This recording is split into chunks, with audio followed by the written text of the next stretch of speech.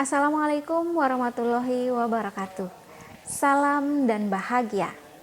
Saya Khairul Bariah, calon guru penggerak Angkatan 8, asal Sekolah SMP Negeri 1 Pemenang, Kabupaten Lombok Utara, Provinsi Nusa Tenggara Barat.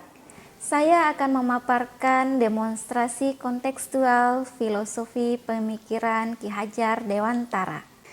Seperti yang kita ketahui bersama, Bapak Pendidikan Nasional yang kita kenal dengan sebutan Ki Hajar Dewantara memiliki banyak ide dan gagasan yang mulia untuk kemajuan pendidikan di Indonesia.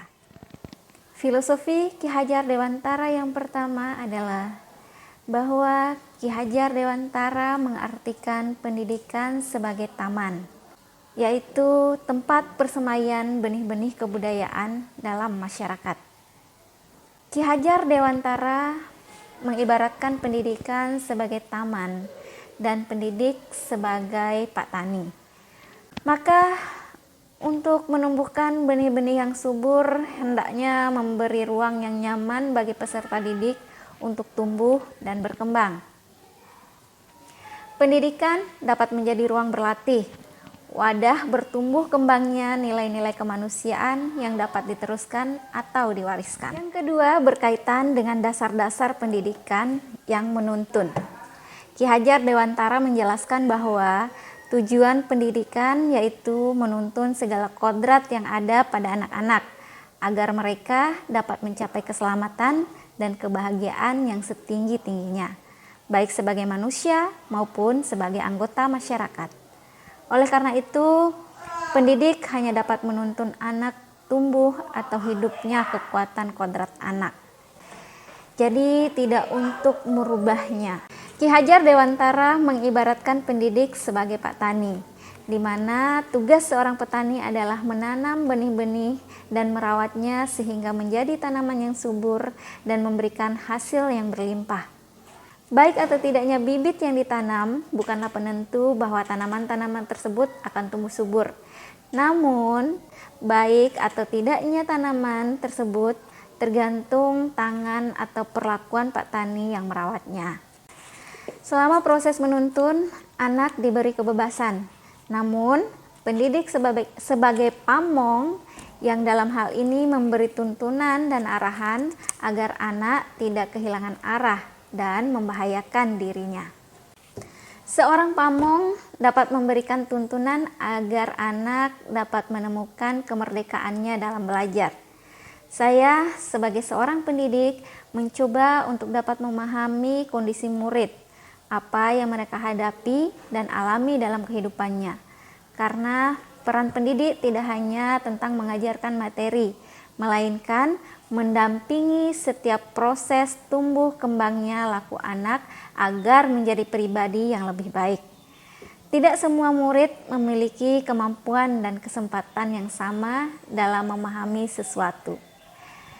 Disinilah peran saya sebagai pendidik untuk mengelola pembelajaran agar setiap murid dapat melaluinya sesuai dengan kemampuan dan gaya belajarnya.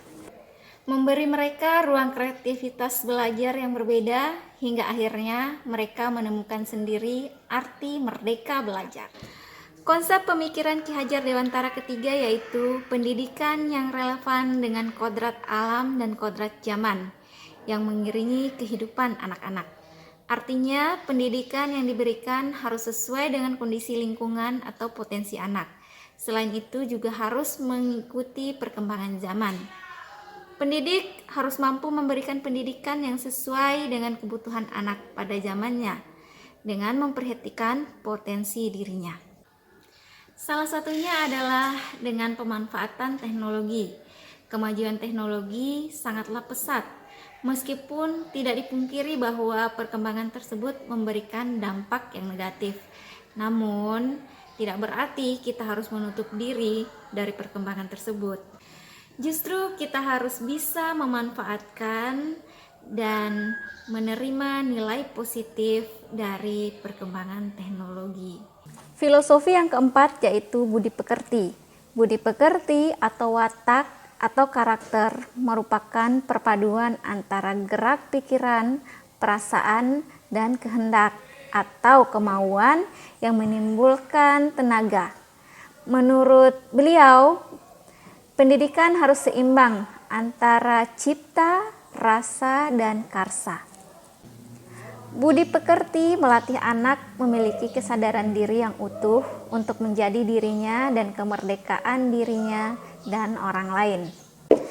Pengembangan karakter atau budi pekerti tidak dapat tercipta begitu saja, harus melalui pembiasaan-pembiasaan baik di lingkungan sekolah, keluarga, maupun masyarakat.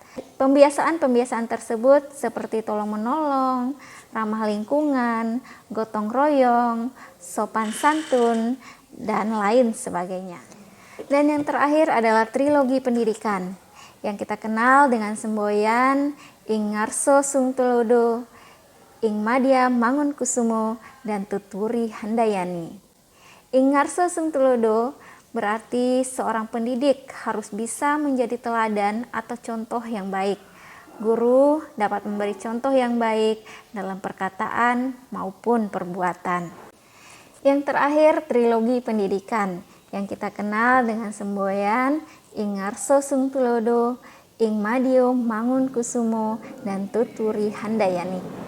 Ing Ngarso Sung Tulodo maksudnya di sini adalah seorang pendidik harus bisa menjadi teladan atau contoh yang baik. Guru dapat memberi contoh yang baik dalam perkataan maupun dalam perbuatan. Ing Madya Mangunkusumo yang berarti guru berada di tengah-tengah murid untuk memberi semangat. Guru harus selalu mempunyai ide untuk memberikan wawasan pengetahuan untuk siswa-siswanya. Bukan hanya membaca ulang apa yang sudah ada dalam buku teks. Dan yang ketiga, Tuturi Handayani. Guru memberikan dorongan dan arahan. Guru adalah sebagai motivator agar anak lebih tekun dalam belajar untuk menggapai cita-citanya. Sebagai seorang pendidik, mari kita mengajar dengan ikhlas, bergerak dengan tegas, dan cetak generasi gemilang. Wassalamualaikum warahmatullahi wabarakatuh. Salam dan bahagia.